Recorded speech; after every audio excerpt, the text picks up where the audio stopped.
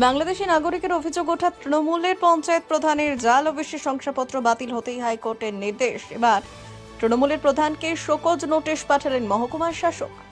কেন তিনি প্রধান পদে থাকবেন তার নির্দিষ্ট জবাব দিতে হবে 7 দিনের মধ্যে। কার্যত তৃণমূল প্রধানের প্রধান পদ বাতিলের প্রক্রিয়া শুরু। এদিকে এই ঘটনার সামনে আসতেই দায় ঝেড়ে ফেলছে তৃণমূল নেতৃত্ব। তৃণমূল প্রধানের গ্রেপ্তারি, সিবিআই তদন্ত সহ তৃণমূলকে তীব্র আক্রমণে বিরোধীরা। শুরু হয়েছে রাজনৈতিক চর্চা। মালদার হরিশ্চন্দ্রপুর 1 নম্বর ব্লকের তৃণমূল পরিচালিত রশিদাবাদ গ্রাম পঞ্চায়েতের প্রধান লাভলি খাতুন, যিনি কংগ্রেসের প্রতীকে জয়লাভ করে সুযোগ বুঝে দলবদল করে তৃণমূলের সমর্থনে প্রধান হন। তার সঙ্গে প্রতিদ্বন্দ্বিতা করে হেরে যাওয়া তৃণমূল প্রার্থী রেহেনা সুলতানা সহ আরও কয়েকজন হাইকোর্টে মামলা দায়ের করেন। তিনি বাংলাদেশের নাগরিক। এই অভিযোগে তাদের অভিযোগ ছিল জাল নথিপত্র দিয়ে ওবিসি শংসাপত্র জাল করেছেন লাভলি খাতুন। বিচারপতি অমৃতা সিনহা ডিভিশন বেঞ্চে এই মামলার শুনানির পর চাঁচলের মহকুমা শাসক সৌভিক মুখার্জি জাল ওবিসি শংসাপত্র নিয়ে অভিযোগে দুবার শুনানি করেন। সেই শুনানির ভিত্তিতে প্রমাণ হয় লাভলি খাতুন ভুয়োভাবে সাক্ষী এবং বাবা ব্যবহার করে এই শংসাপত্র বের করেছিলেন। মহকুমা শাসক শংসাপত্র বাতিল করেন। পুনরায় হাইকোর্টে শুনানির পর হাইকোর্টের নির্দেশে মহকুমা শাসক এবার শোকজ নোটিশ দিয়েছেন লাভলি খাতুনকে। 7 দিনের সময় জবাব দেওয়ার পর ফের শুনানি হবে। তারপর রিপোর্ট অনুযায়ী রায় দেবে হাইকোর্ট। অন্যদিকে তৃণমূলের দাবি, কংগ্রেসের প্রতীকে যিনি জিতেছিলেন তিনি তৃণমূলের কেউ নন। প্রশাসন কোর্টের নির্দেশ অনুযায়ী কাজ করছে। পাল্টা বিজেপির অভিযোগ, 2 বছর সমর্থন করার পর এখন দায় ছাড়লে চলবে না।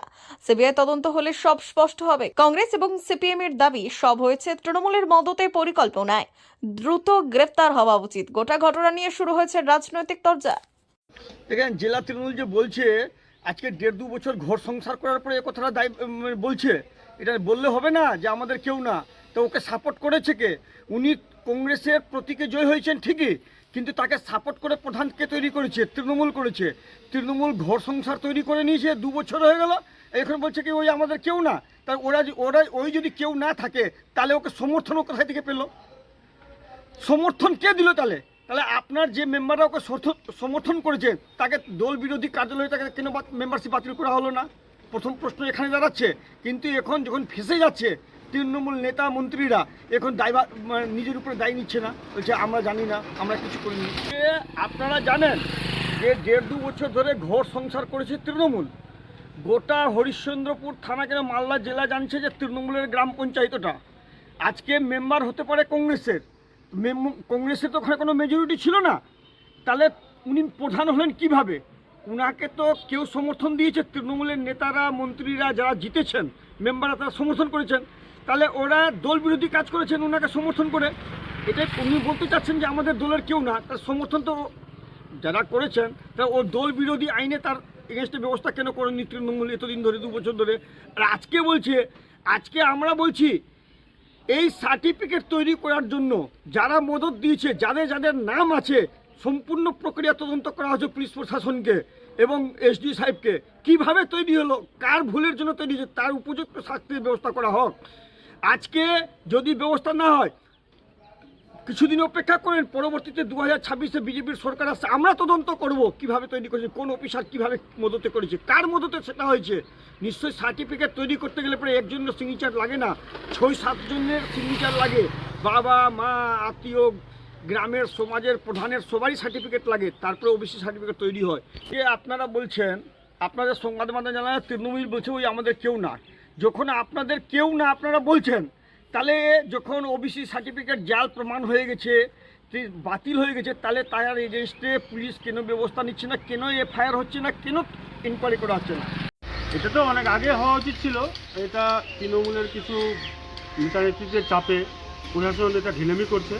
এটা আশা করে এটা কাম্য নয়। আমরা চাইবো যে এর সঠিক তদন্ত হয়ে গেছে, যখন কোর্ট রায় দিয়ে দিয়েছে তার যা পদক্ষেপ নেওয়া উচিত, প্রশাসনকে খুব ইমিডিয়েটলি তার সঠিক পদক্ষেপ নিয়ে এটা বাংলাদেশে পাঠিয়ে দেওয়া উচিত। শুনেন, কংগ্রেস তার পরিবারকে দেখে টিকিট দিয়েছিল, আগে থেকেই আটাট ছিল তৃণমূল দলের সঙ্গে, আগে থেকে আটাট করে এগুলো প্রি প্ল্যান তৈরি করেছিল এরা, যে সার্টিফিকেটটা বের করে যে কংগ্রেস থেকে জেতার সম্ভাবনা ছিল বলে কংগ্রেস থেকে টিকিট দেওয়া হয়েছিল এবং কংগ্রেস থেকে জিতে সে তৃণমূলে যাবে, এদের আগে থেকে প্রি প্ল্যান করা ছিল। এবং সে তৃণমূলে গিয়ে তৃণমূলের নেতারা এর সার্টিফিকেট তৈরি করার জন্য যথেষ্ট সহযোগিতা করেছে। না হলে এখন জানেন একটা বিশেষ করে একটা কোনো দানা কোথাও পড়ে থাকলে সেটাও তৃণমূলের নেতা নেত্রীরা জানে, বা তৃণমূলের নেতা নেত্রী ছাড়া কোনো কাজই হয় না এখানে। তো তৃণমূলের নেতা নেত্রী স্বভাবতই তৃণমূলের নেতা নেত্রীরা এই সার্টিফিকেট বের করে দিয়েছে তাদেরকে, এবং আগে থেকে প্রি প্ল্যান মতো সে তৃণমূলের প্রধানও হয়েছে। এবং সে এটা তো বেশি দিন তো পাপ তো থাকবে না, পাপ বেরিয়ে গেছে। এখন প্রশাসনকে আমরা অনুরোধ করব এর সঠিক তাড়াতাড়ি করে যা করা উচিত আগামীতে তাকে তাড়াতাড়ি করে এখান থেকে আমাদের বিদায় সম্বোধনা জানিয়ে তাকে বাংলাদেশে পাঠিয়ে দেওয়া উচিত। আমার তো মনে হয় এই সরকারকে এখনও সবুজ কেন করছে না, এটাই একটা দেখার বিষয় আছে।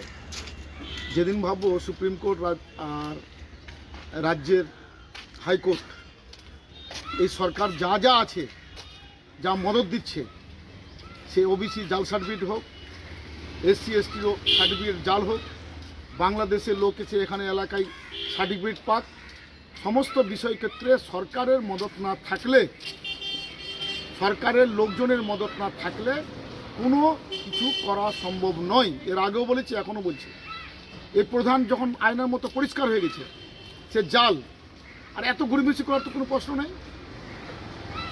হাইকোর্ট করছে, তারপরে পদক্ষেপ নিচ্ছে, তাহলে সরকার আধিকারিকরা কী জন্য আছে এখানে বসে? আমার মনে হয় যা তথ্য চলে এসছে সেটা পরিষ্কার আইনের মতো, সে জাল সার্টিফিকেট করেছে, তার আইনে যা অবস্থা, যা ধারা আছে, তাড়াতাড়ি তাকে গ্রেপ্তার করে তার ব্যবস্থা করে নেওয়া উচিত।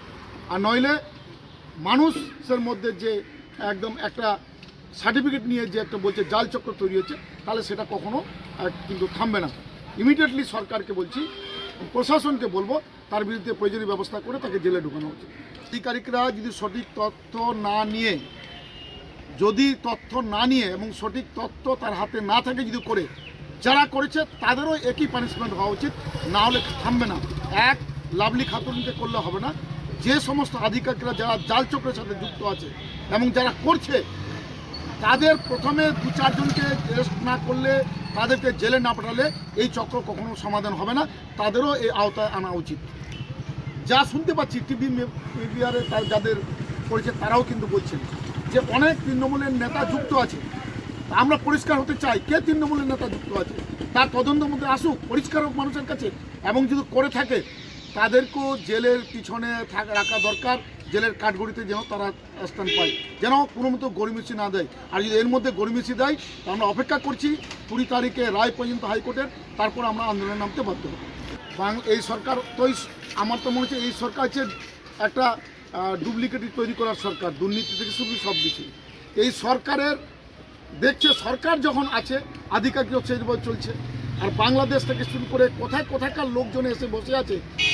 আমরা তখন নিরাপত্তায় ভুগছি, কোনটা আমাদের এলাকার সঠিক লোক আর কোনটা আছে বাংলাদেশ লোক। ব্যুরো রিপোর্ট, উত্তরের প্রহরী।